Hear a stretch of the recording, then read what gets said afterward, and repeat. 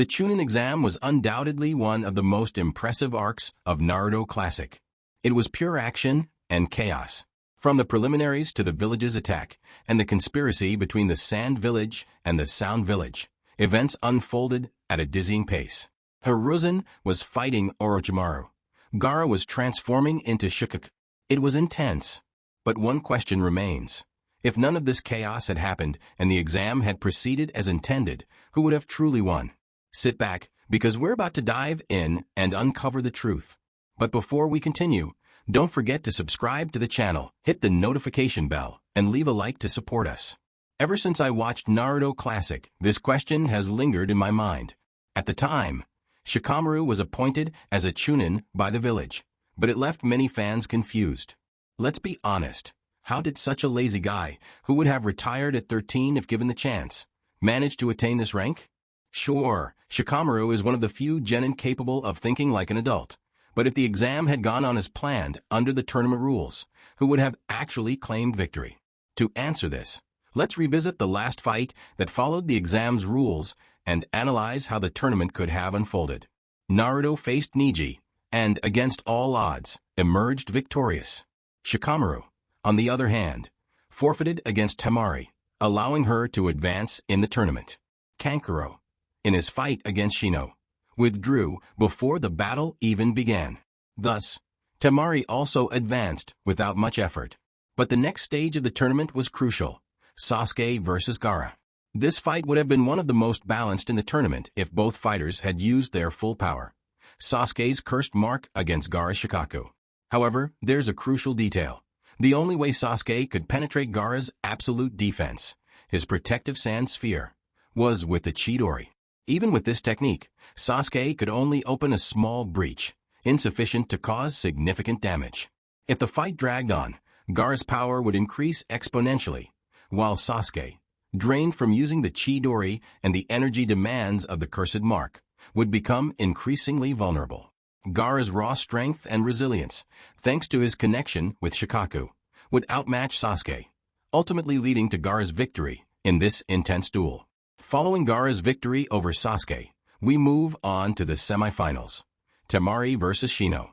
Although Shino is one of the most underrated genin in the Naruto Classic arc, it's difficult to imagine a scenario where he could overpower Temari. While he might have taken advantage of Temari's exhaustion after her battle with Shikamaru, it would likely not have been enough to overcome her abilities. With her long-range combat techniques and expertise in neutralizing enemy attacks, Temari would hold a clear advantage. Shino's best chance would be to use his insects strategically, but planting them on Temari before the fight might violate tournament rules. In direct combat, from a reasonable distance, Temari could nullify most of Shino's attacks. Both are highly intelligent fighters, but Temari's experience against Shikamaru would allow her to anticipate and counter Shino's strategies.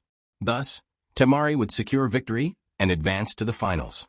But before we get there, there's another pivotal duel: Naruto versus Gaara. This battle between two Jinchuriki would undoubtedly be the most challenging of the tournament. The critical difference lies in how each accesses the power of their tailed beast. At this stage, Naruto had begun to master Kurama's chakra without completely losing control, unlike Gaara, who relies on fully unleashing Shikaku's destructive power. In their fight, Naruto would have a significant advantage: the sheer amount of chakra at his disposal. Even when Neji blocked Naruto's chakra points in their previous match, Naruto managed to access Kurama's power and defeat his opponent.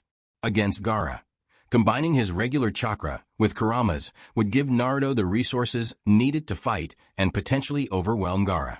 Looking back at their forest battle, Naruto was able to injure Gaara in his half-Biju form. If pushed to the limit, Naruto could completely unleash Kurama's power, breaking Gaara's feigning sleep technique and securing victory, as he did in the original storyline. Moreover, if Gaara lost control of Shikaku, the tournament would be halted immediately by the village Jonin, ending the fight and declaring Naruto the winner.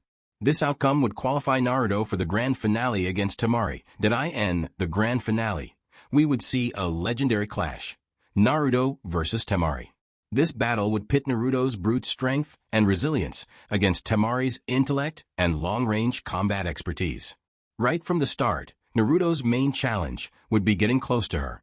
Temari's wind-based attacks are powerful enough to obliterate his shadow clones effortlessly, and by this point, she would be highly alert to any underground attacks, a strategy Naruto had previously used against Neji and Shikamaru. If Naruto opted for a direct attack, as he often does, he would face fierce resistance and risk significant damage. Given the chakra he'd already expended in his fight with Gaara, his stamina and reserves would play a crucial role. In a scenario where Naruto relied solely on his base form, Temari's tactical prowess and range techniques would likely grant her victory. However, the situation would change entirely if Naruto activated Kurama's power.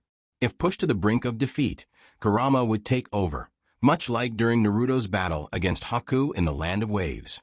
In this state, Naruto's speed and strength would skyrocket, potentially destroying Temari's fan, the core of her combat abilities. Without her fan, Temari would be defenseless, and Naruto, driven by Kurama's primal fury, would overwhelm her completely. In such a scenario, the village Jonin would likely intervene to stop the fight, as Naruto's transformation would spiral out of control. Yet, even with interference, the victory would be awarded to Naruto. As we saw in Neji's fight against Hinata, where he brutally attacked her to the brink of death, the victor is determined by their performance up to the point of intervention. Thus, Naruto would be declared the winner. Ultimately, Naruto Uzumaki would emerge as a true victor of the Chunin exam, showcasing not only his strength, but also his unyielding determination and ability to overcome insurmountable odds. This tournament would mark his first significant step toward achieving his dream of becoming Hokage.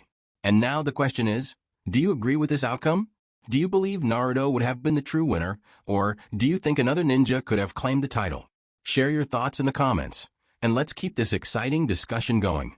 Don't forget to leave a like, subscribe to the channel, and hit the notification bell so you won't miss our next analysis.